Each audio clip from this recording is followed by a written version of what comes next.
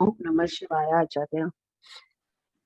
Om Sadashiva-Samarambham Shankaracharya Shiva-Samrambham Shankaracharya Madhyamam Acharya Paryantam Paryantam Guru Vande Guru Paramparam Om Sahana Sahana Bhavatu Vavatu Hanau Bhanav Bhuttu Sahaviryan Karavavahai Navadhi Tamastu Ma Vidvishavahai Om Okay, so we had finished verse number 17. So we'll chant verse number 18 and don't forget the chapter, 7th chapter, verse number 18. Udara sarva evaite Udara sarva Jnani evaite dvatmaiva me matam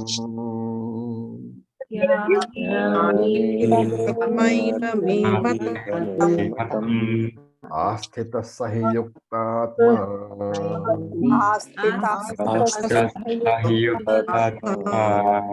Mamevamuttamam gatim.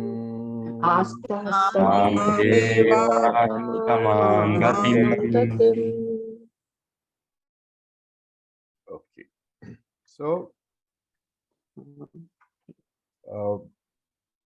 the question was that in the last mantra, he said, Jnani ahamsa chamama priyaha. Jnani is the most dear one to me. That's what he said. And therefore, there is a question here that if the Jnani is so much loved by Ishvara, what about the rest of us who are not yet Jnanis? Okay. What about the other types of devotees? Now the word ete, eva ete, evaite is eva ete. So ete can mean these. And therefore these can refer to all these which were talked about in the last two slokas. So Chaturvidha, it can refer to all four. But Shankara in his commentary says that we need not take it as four, we should take it as three only, which means who the Artha, Arthartaha and Jignasa. And Shankara says, so you might say, how is it that, Shankara is bringing that sort of interpretation? Because ete literally means these. These means all the four which have been talked about. Shankara says no, because the Chaturvida, the four were referred to in mantra number 16, right? And mantra number 17, Krishna talks about the Jnani separately. And therefore, now when he says etehe, he means the other three. Because 17, in sloka number 17, we have already talked about the Jnani. Therefore, they need not be included. And therefore, here it is ete sarve, all these three, udaraha evaha. Udaraha means they are indeed great people. All are loved by me, all are dear to me. But you have to take it as Jnani is the most dear. All are dear to me. It is not that I dislike the other three and I like only the Jnani, but all are three dear to me. But Jnani is the dearest to me. And Shankara adds a very potent tasmat kasmat over here. Tasmat kasmat means how is it that Jnani is the dearest? When all are dear, how is it that Jnani is the dearest? Which means what? Is there a gradation in the love of Bhagavan? That Artha is at level 1, Arthartha at level 2, Jignasu at level 3, and Jnani is the highest at level 4. And that's a bit difficult to think about because Everybody keeps saying Ishvara is impartial. Yet, and now here Ishvara seems to be declaring that no, I like some people more and some people less. What is the reason?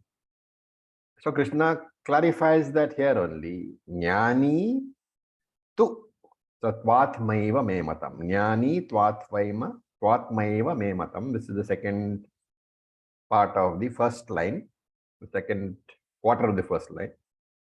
So Jnani tvatmaiva is tu plus atmaiva. Jnani tu atma eva me matam. But that is so because me matam. Jnani is, I think Jnani is atma eva. So here atma is what? Atma, the literal meaning always remember is not that it's separate atma. The literal translation of atma is I or me. So tu, but Jnani tu atma eva. Jnani is the same as I am. Atma here is, Krishna is saying I. So Jnani is the same as me. So Jnani tvatmaiva me matam. This is my opinion. My me matam, this is my opinion. This is what I think. And therefore the Jnani is the same as me. Right? And here we have to recall the various discussions which we have had where we say that everybody loves himself the most. So when I say I love Atma the most, I am saying I like myself the most. I love myself the most. And Krishna, of course, Ishvara also loves himself the most. And therefore, Jnani tu Atmaha. Jnani is nobody else but Ishvara. Therefore, Jnani is loved the most. And carefully you have to understand, what about the other three category of bhaktas? In the other three category of bhaktas, there is Dvaitam, right? Because they are bhaktas in the traditional sense of the word, which means that there is a bhakta and there is a upasaka and there is a upasyam. That means there is a person who worships and there is an entity being worshipped. So upasaka is the worshipper and the entity being worshipped is Ishvara. So there is Saguna Ishvara, which is conditioned by Nama Rupa, right? So I worship either Devi or Ganesha or Krishna. All have forms and therefore forms and names, therefore conditioned by names and forms. Any Ishvara conditioned by name and form is Anityam only.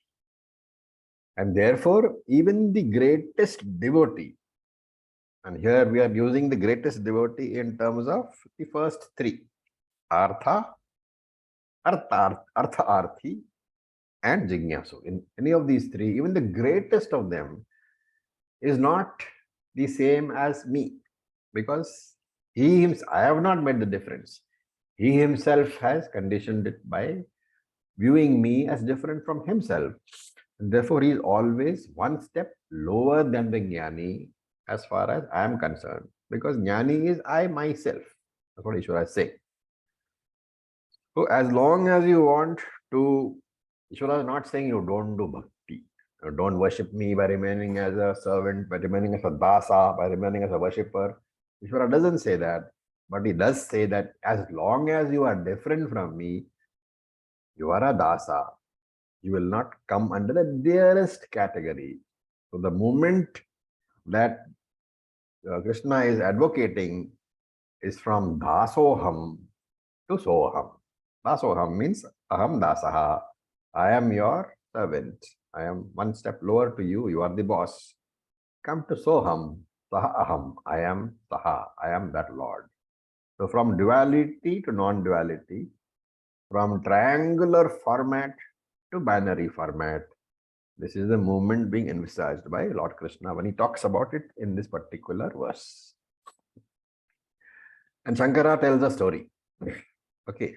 He says all Dvaita philosophers, any Dvaita philosopher will say, you are committing blasphemy.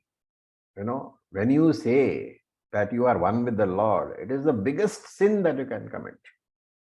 So there is a story in the Puranas. I don't know if you have heard it. It's about a Rakshasa called Poundraka. Anybody has heard? Poundraka. Okay. And Poundraka had, his surname was what? Vasudeva. So P. Vasudeva. Poundraka Vasudeva was his Rakshasa. And what did he do? What was his problem? Why is he famous, or why is he rather infamous? Because he went around the world saying that I am the Lord and you must worship me. Okay, because I am Vasudeva, Poundraka Vasudeva, and you must worship me, he said. And in the Puranic story, what happens? Bhagavan confronted this Vasudeva Poundraka and destroyed him. What was the mistake? What was the error that he had committed? He said, I am God. And but who is he really? He is Rakshasa. And therefore this Dvaitin, this person who believes in Dvaita philosophy, he will say, oh Advaitin, you are all Rakshasas like this Poundraka. Because why? You say that you are God. And just remember what happened to Poundraka. What happened to him? Easwara destroyed him. And therefore just wait for Easwara to come to you. You are also in line, in queue. When he comes to you, he will also destroy you. This is a story in the Puranas. Okay. Now, so what is being conveyed by the story is that don't say that you are Bhagavan. Don't be an Advaitin. Advaitins are nothing but Rakshasas. And a Rakshasa has only one end. What is that? Death at the hands of the Lord. Okay, now when you analyze this story from, we all Vedantins, like I hope that over the last 5-6 years of teaching, I hope that one thing I have conveyed at least is that everything requires analysis. Every sentence that you hear, every word that you hear, every story that you hear, don't take it at face value, analyze in the light of the teachings. And therefore this story also, you should analyze. So can any one of you tell me what is the reason?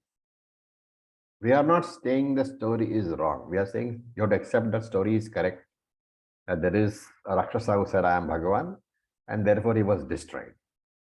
Okay. Now, how will you interpret this story?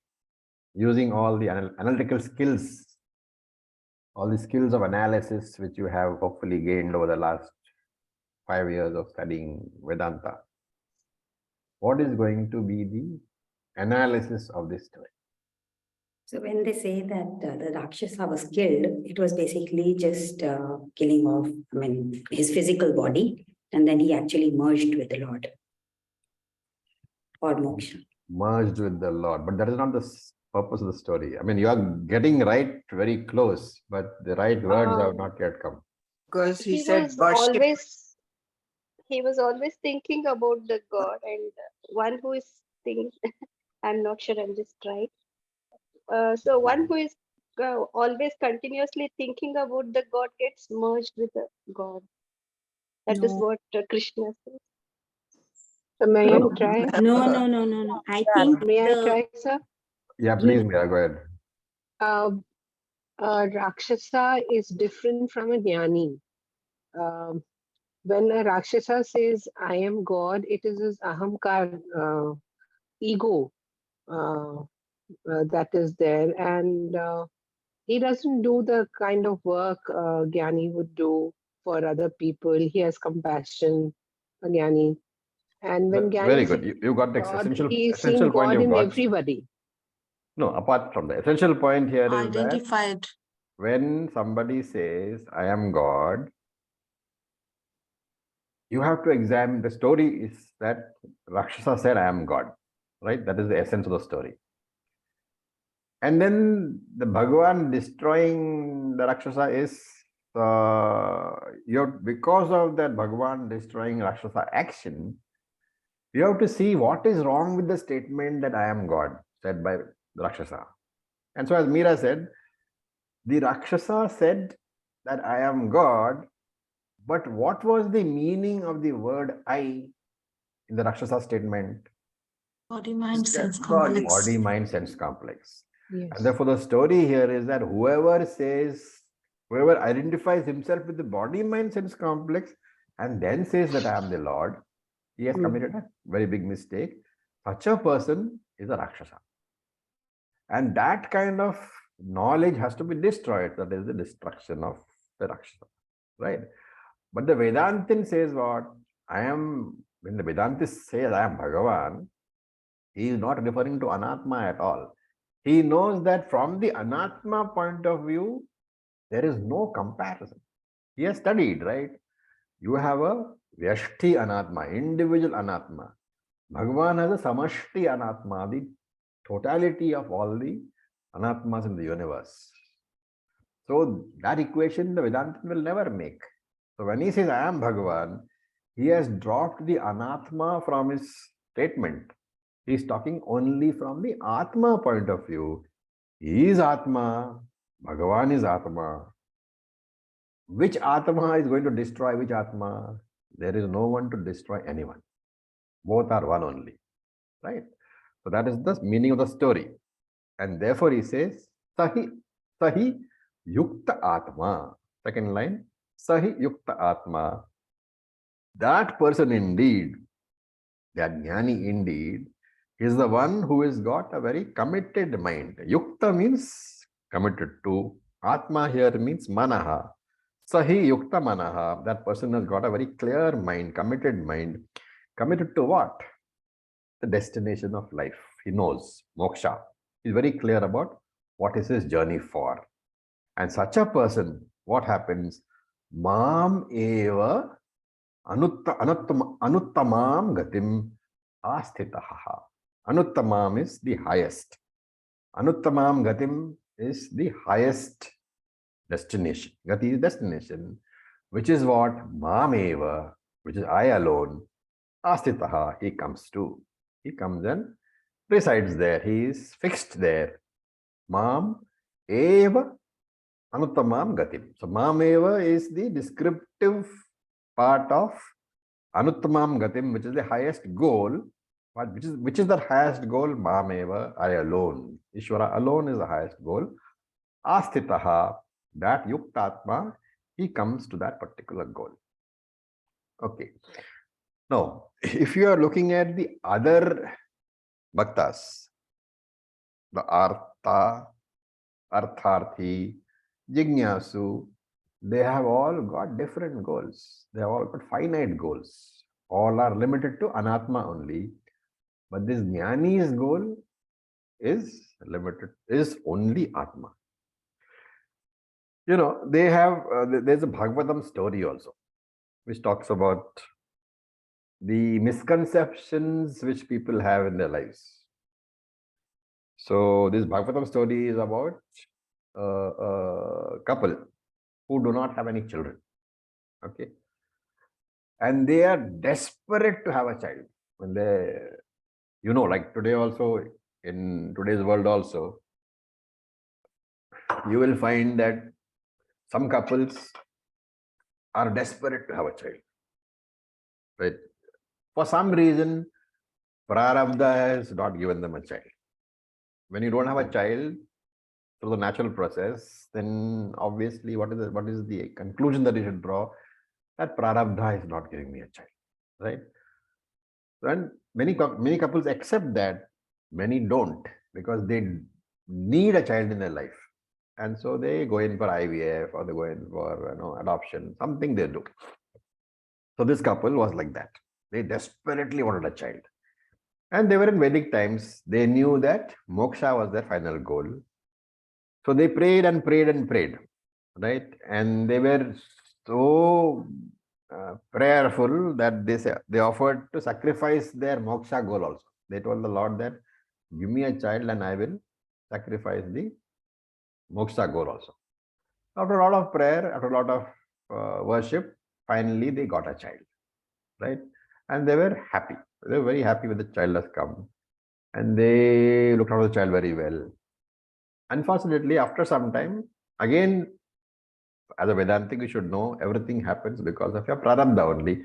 So unfortunately, after some time, the child died. He passed away. This couple was really heartbroken.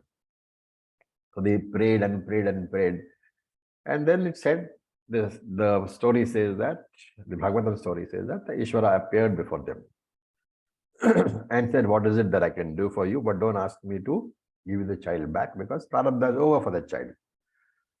So they said, okay, you grant us a boon, a varam, saying that we can speak to this dead child who is now, of course, in some other loka.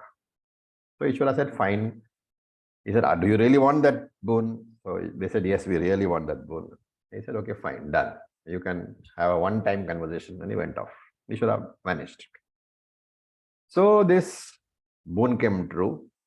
And the child, the modalities of it, how the child appeared and all, we don't want to get into. It's a story.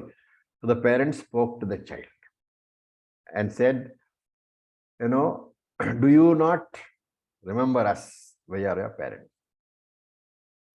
And the child said, which parent are you talking about? Because I have taken many births. So, and in every birth, I've had a set of parents. So, which parent are we talking about? In your birth, in the birth in which you were my parents, or in the birth in which other people were my parents? Which particular birth do you mean when you say, don't you remember your parents? So many, many janmas, many, many bodies, each body has a parent. Whenever the body drops, the idea can be conveyed is relationships, even with the closest relationships like your parents, they don't exist at the level of the Sukshma Shariram. They exist only at the level of the Sthula Shariram. When the bodies are gone, the relationships are lost. So, of course, Bhagavatam story can conclude saying that, the couple realized that their very understanding was wrong. And therefore, they went back to the Lord and said, we would like to have jnana. And the Lord was pleased because in this convoluted story, finally they had come to the conclusion that jnanam was the most important factor. So with this particular verse we end. Any questions?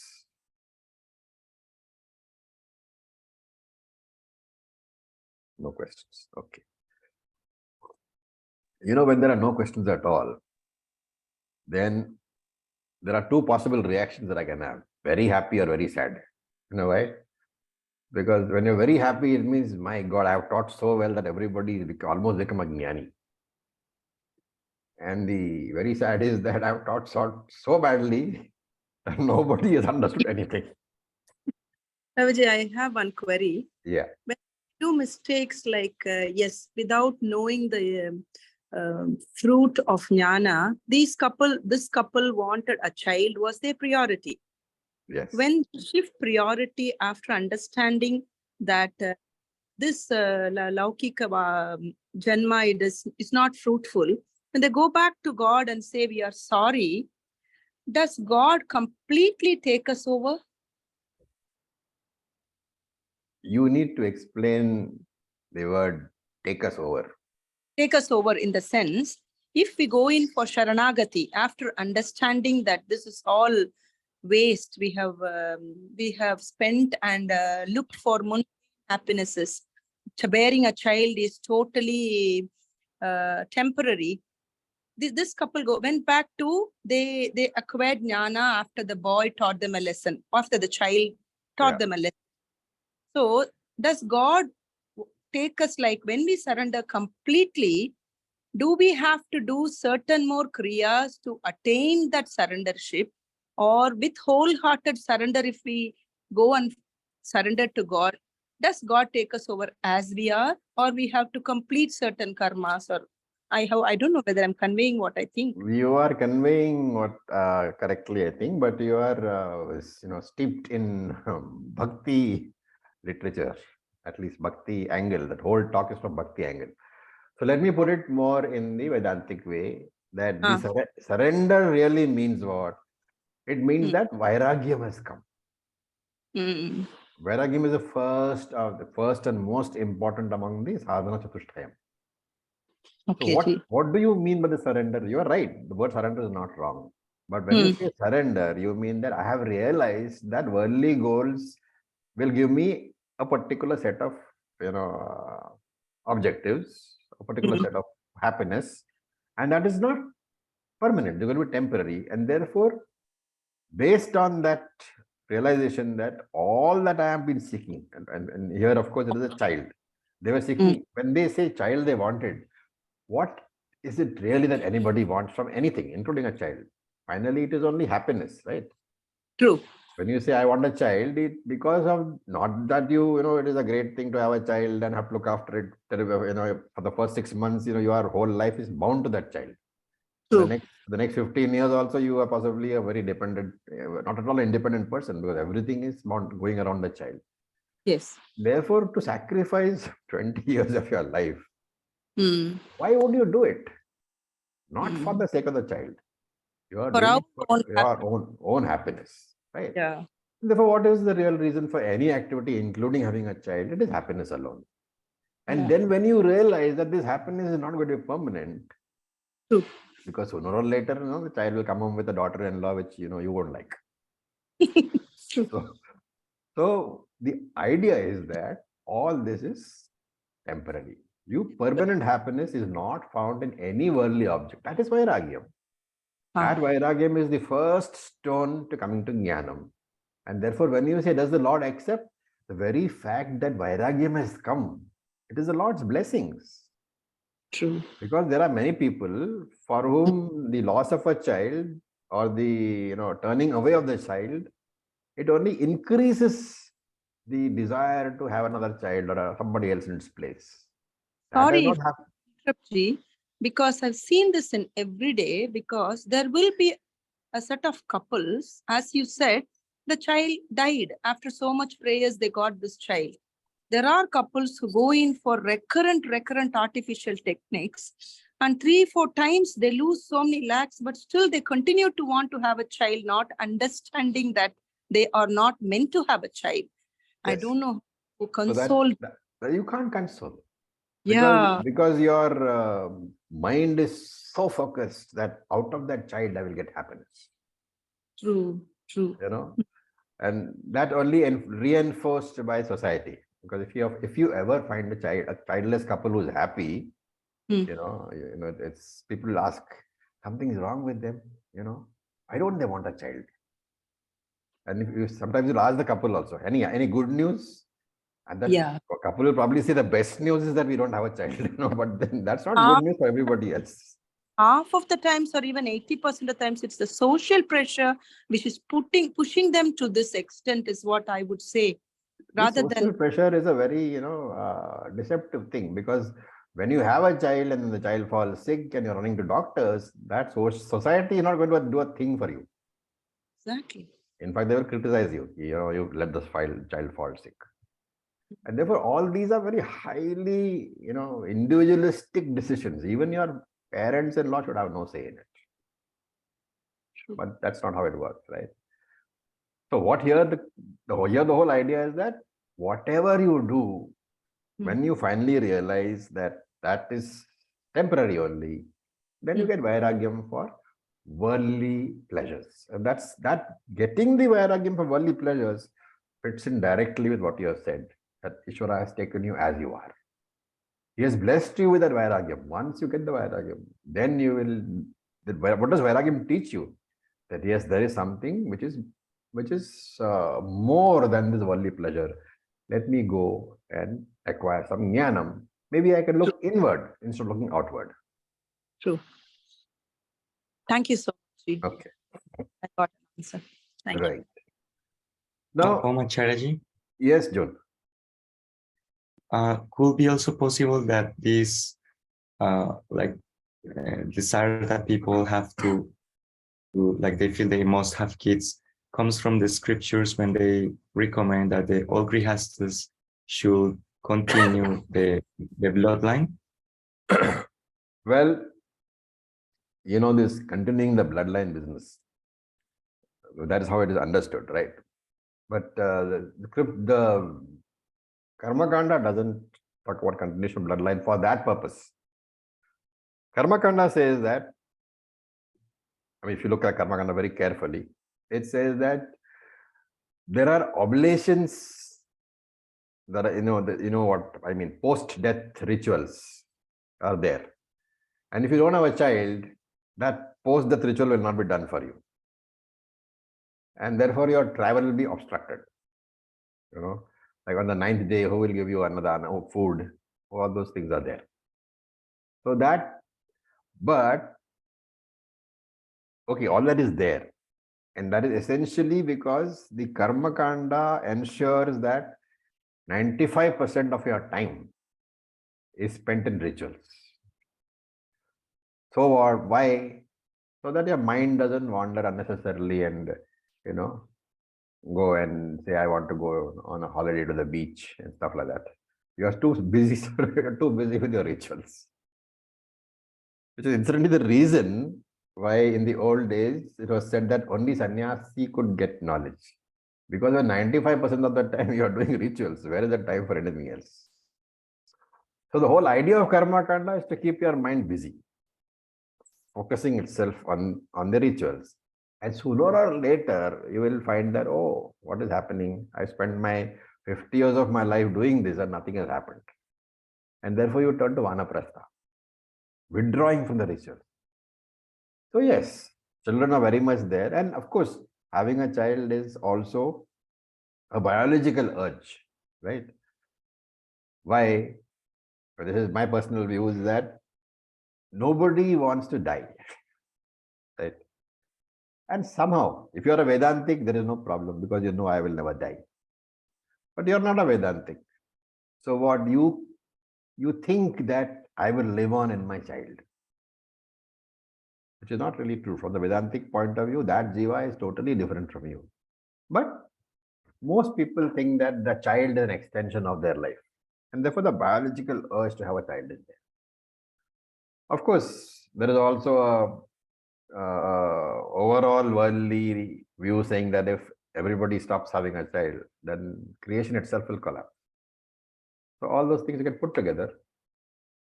So just remember that having a child is essentially one thing is, of course, for you to be able to love somebody, not have attachment, to love somebody. There's a huge difference. We have seen this in Bhagavad Geeta earlier, the first chapter itself. The difference between love and attachment. Learn to love. Learn to love without expectation. Attachment is expectation. And that learning to love itself, that's basically that quality of Easwaras, right? Easwara loves you all unqualifiedly, without any expectation at all. We do all sort of things and still Easwara's love is there. There's a lot of things which you can talk about when we talk about what is the child meant for. The child is also meant from a very Vedantic perspective as to know that the highest ananda, the highest happiness which you get in the form of a child, that also can go away and therefore generate vairagya. So Shankara says somewhere that as long as you remember that all karma phalam is meant for generating vairagyam, you are a spiritual seeker. Every karma phalam, ultimately, keep in mind, it's meant to generate vairagya.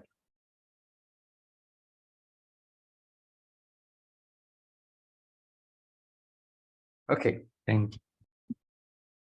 So we'll go to the next verse. We'll chant. Verse Acharya, number. Yeah, a please question. go ahead. You said about the karma kanda, 95% of the time is consumed. Actually, nobody does that in this age, but still I wanted to know, doesn't it lead to chitta shuddhi? As you said, the person is always involved in doing karma kanda and not in other things which will give him back. It does. So finally, it Whole gives. purpose of karma kanda is to ensure that your mind, see, karma kanda means what? Ishvara is there. Yes.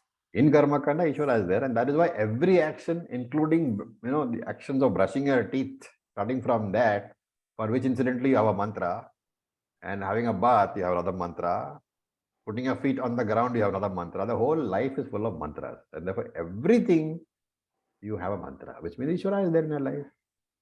Whenever an action is dedicated to Ishvara, you have to have both the attitudes which we talked about in the early classes. Ishvara Arpanam and Ishvara receiving the fruit from Ishvara. Phalam, that also has to be there. When that is there, there can be nothing but Chitta Shuddhi. Chitta Shuddhi will come. But Okay. Chitta Shuddhi by itself, Chitta Shuddhi is another name being given for Vairagyam only, no? Any word you use, Vairagyam, Viveka, ultimately it is Chitta Shuddhi only. So therefore it is the Lord's blessings. When Chitta Shuddhi is there, then only can you come to Jnanam. Then only can Jnanam function on you. Otherwise, you can come to class without Chitta Shuddhi and spend 10 years in class. You will know the Shastra all right. But there will be no transformation in you. There will be all a lot of information. Okay. All right. So, verse number 19. Bahunam janmanamante. Bahunam janmanamante Jnanavan mam prapadyate. Vasudeva sarvamiti.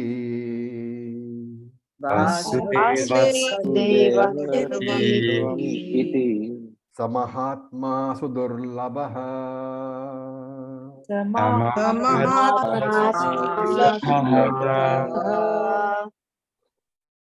Okay, so very nice verse, often subject to a lot of misconceptions. So we will talk about that also. Just mute you all first. Okay.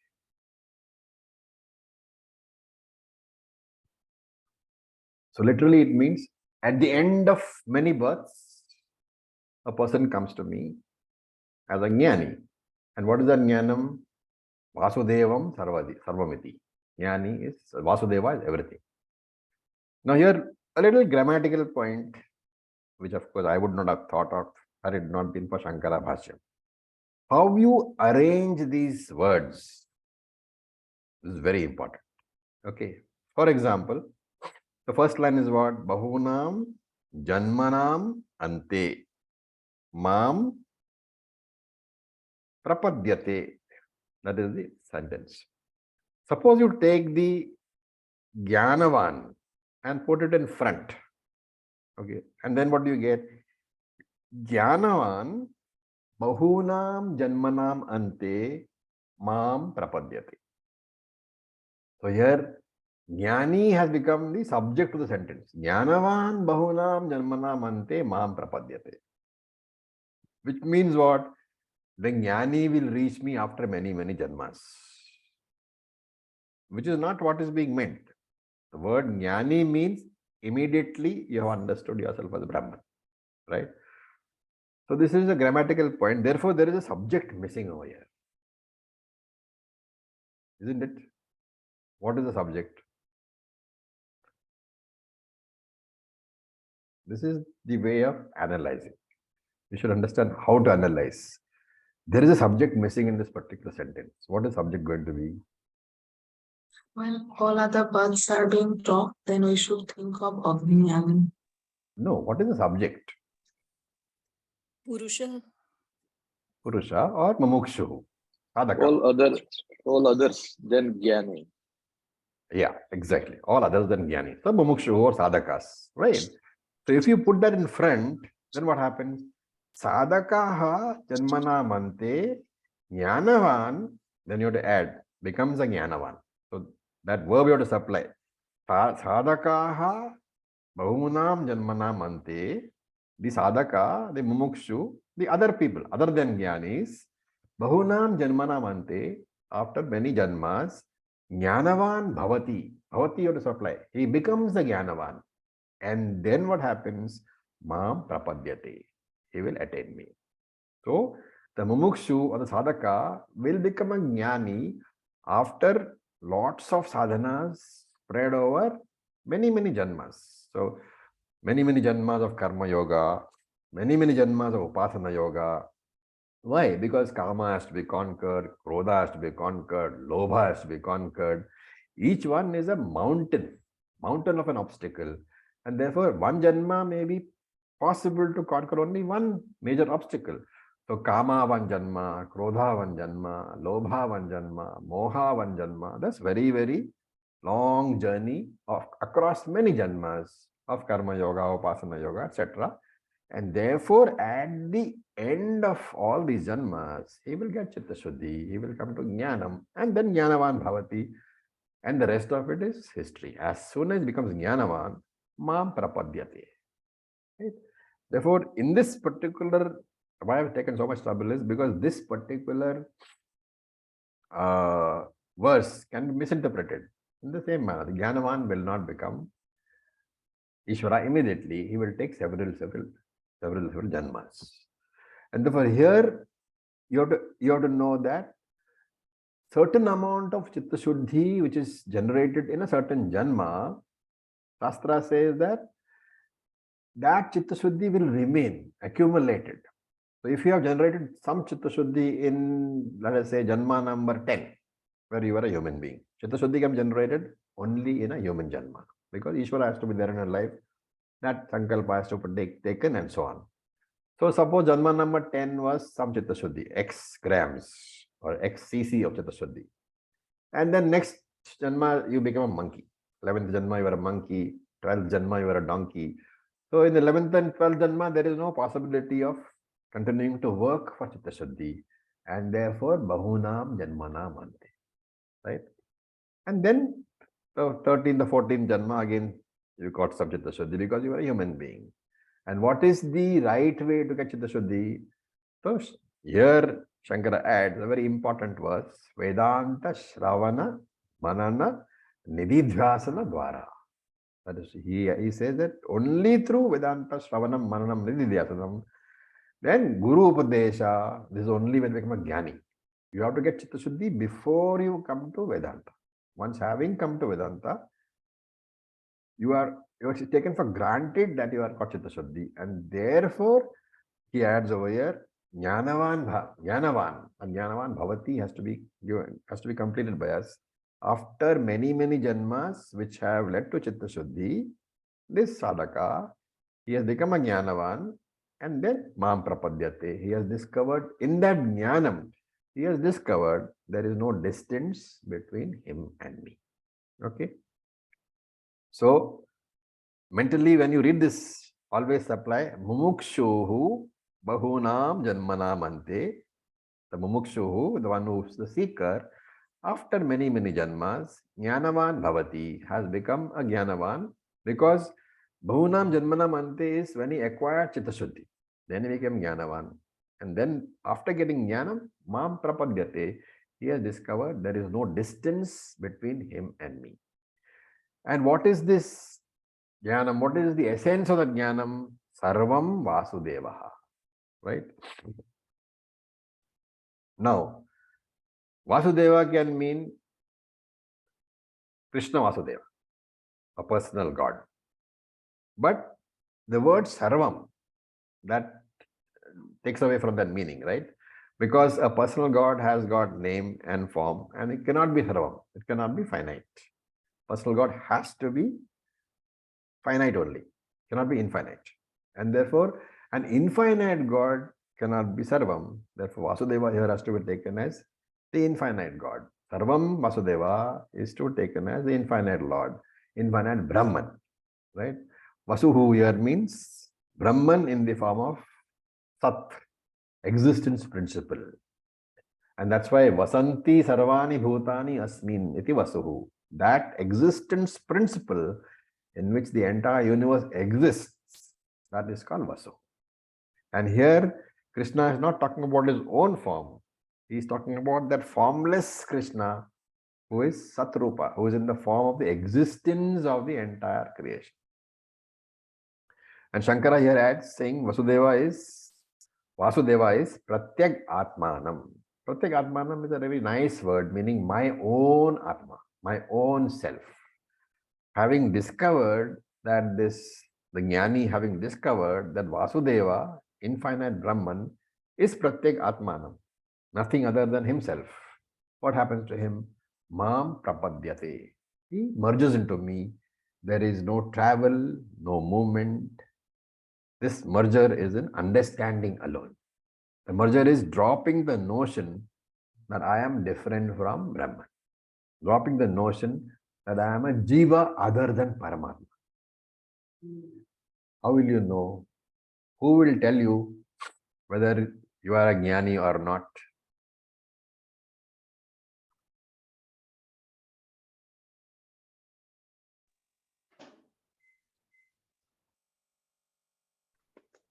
Only will- myself, my understanding. Only yourself. There is only one person who can give you the answer, whether you are a jnani or not, right? The only answer you can give has to come from you alone. Do you have that, firm conviction that yes, I am Brahman? If so, then you're a jnani. So there is a school in Rishikesh or somewhere, which gives you a certificate of Jivan Mukti after 6 months of training. So that certificate you don't go for, because they can't tell you that you're Jivan Mukta. Only you can say that. You can give yourself certification of Jivan Mukta. Nobody else can.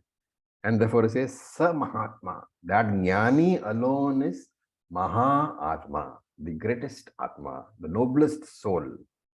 There is nobody who is equal to or greater than that Jnani. That's what he said earlier. Udara sarva eveti jnani tu atmaiva me matam. The description of Bhagavan is the same as the description of Jnani, and that is possible only under one condition, that Jnani and Bhagavan are the same, and therefore su durlabha. Such a person is extremely rare. Such a person is very, very difficult to find, he says. Okay, so with this, we stop for today. Any questions? Hariom Raviji, Yes, like they say that once we come to human form, we will not go back to animal form again. We will not be born as animals again. So is that true, or there is a possibility? It's not true at all. Krishna doesn't give you, Krishna in fact gave you one warranty in the 6th chapter, if you remember, but this was not the warranty which he gave. What was the warranty he gave? You will continue on the Yeah, escalator. and you will of connect back spiritual with them. growth, and there will not be a downfall. Prapya punya kritam lokan ushitva shashvati samaha suchinam srimatam gehe yoga bhrashto vijayate. Once you have walked on the spiritual path, then he says, okay, fine. Then I guarantee that you won't have another lower birth. But human birth, Alone is not the guarantee. Hitler was also human, right? I mean, at least we think he was. So do you think Hitler has no more animal births? He's probably some cockroach or something right now. So we don't know. So you can't say that. The birth, in fact, in Vivek Chudamani, Shankara says that human birth is very rare. So in thousands of lives, you might have one human birth. And if in that human birth, you waste your time and looking after material pleasures and don't come to spirituality, then what happens? The next birth need not be human birth, because ultimately it's all the Sanchita karma available in your box. It'll be good karma, bad karma, indifferent karma, all will be there. And Bhagavan will put his hand in and take out, right? So unless the Sanchita karma is so strong that it is just asking for a human body, there are other Sanchita karmas also. So that's not correct. When you come on the spiritual path, then yes, the punyam generated is so strong that it overshadows the other Sanchita karma. It is not true that you are getting another human birth because you have no other bad karma. That is not true. But the punyam generated, the strength of the punyam generated by a spiritual activity is so strong that it is at the very surface of the box. And therefore, when Bhagavan puts his hand in to take it out, what happens? First, that punyam comes out, and therefore you get another human birth. That is the logical explanation for the statement saying, Yogo Brashto Vijayati. You will become a Yoga Brashta. You will be born again as a human being. Thank you, Ravi. The story of Jada Bharata. Yeah, Jada Bharata. Yes, you can tell the story if you want to everybody. Would you like to?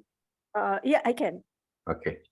There was a Chakravarti Raja, Bharat, and he got Vairagya and he left the world and he renunciated. He was a good sannyasi. He was pursuing spiritual path, but he saw a mother deer.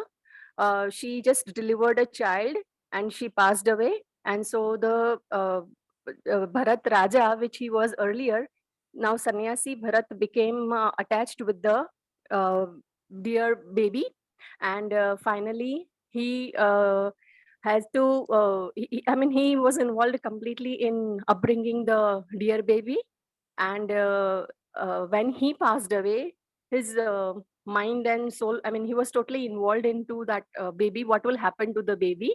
And next birth he gets as a deer, but he, due to his spiritual achievements, he remembers in the next birth as a deer that he had left an entire kingdom for spiritual path, and he wasted it.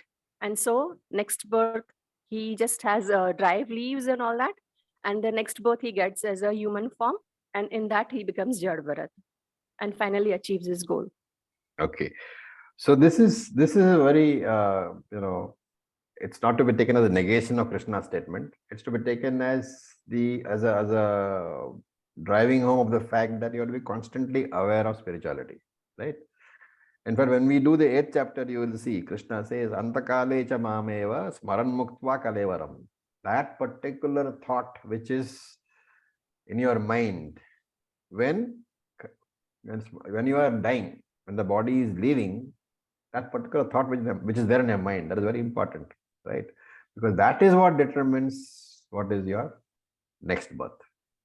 And therefore, if you have a puppy, you are very fond of the puppy, make sure that in the last moment, you don't think about the puppy. You think about the Lord, okay? And that has a story behind it, because you can't think of the Lord if the whole life you have been thinking about the puppy. Therefore, if you want the last moment to be about the Lord, you have to have the Lord in your life all throughout. That particular statement is not that I will enjoy my life throughout and go to pubs and have beer, but last moment I will say, oh Lord, oh Lord, oh Lord. That's not what it means. Because you can't say that last moment, you don't know which it is, right? The last breath which you have, how do you know which is the one? Therefore, it can be tomorrow morning also. Therefore, you need to be established in the realm of spirituality. The Lord must be there on your tongue every moment. Raviji, Yeah. one query once more. Yeah. When somebody is dying and you are close to them, like a father or so, we know he's going to die in the next few seconds, but still the last few gasps, if they don't think of God, they say that after the soul leaves the body or the heart stops also, they keep listening to what's around for a while. Is that true? Nope. Logically tell me that ears can hear as long as what is there. So when their last few breaths, we know they're going to die in the next few seconds. When we heard the story of the deer and the dog, whatever. So when somebody else, if that person is not a spiritual person, say for example, my dad or so, he was going to die in the next few minutes.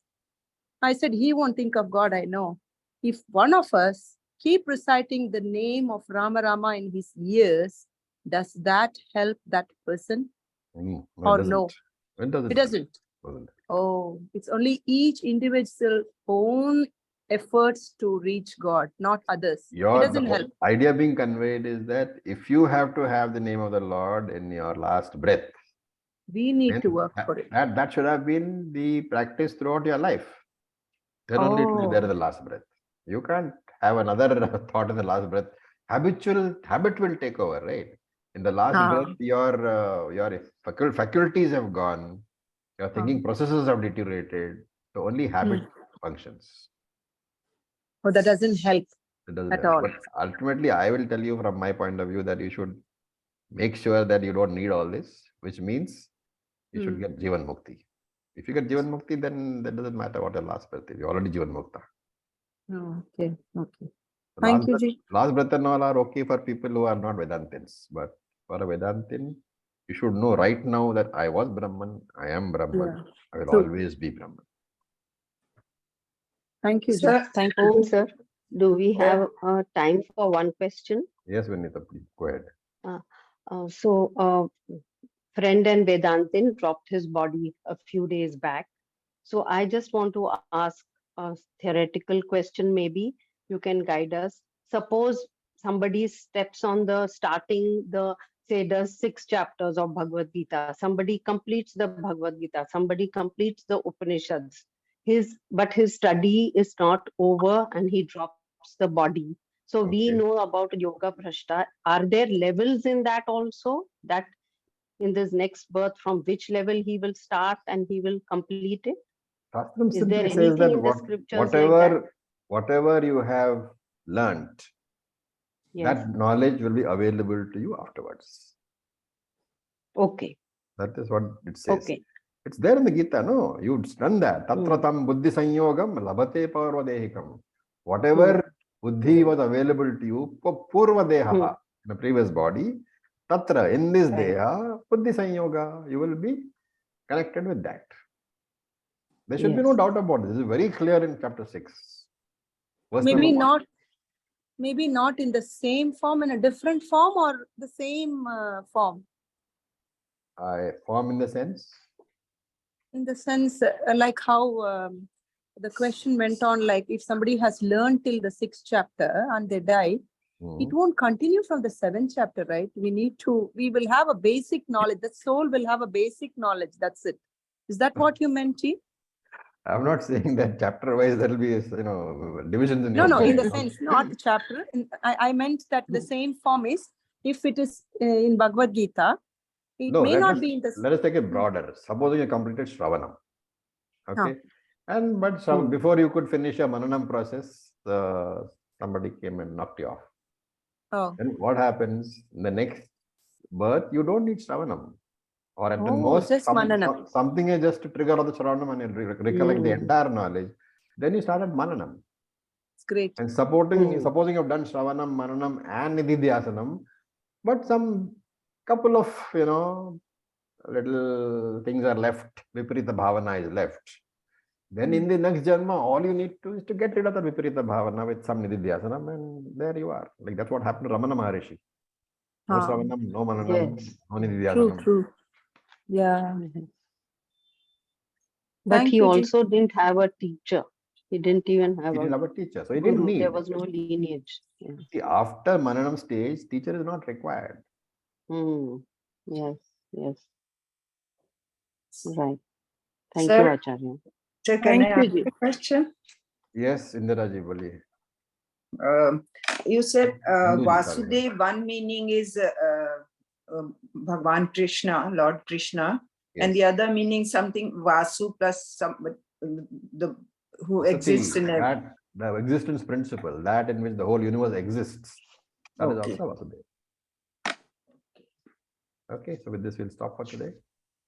Om Purnamadav Purnamidam Purnat Purnamudachyate Purnasya Purnamadaya Purnam Evavasishyate. Om Shanti Shanti. Om Tat Sat. Om Namah Shivaya. Om Tat Sat. Thank you, Acharya.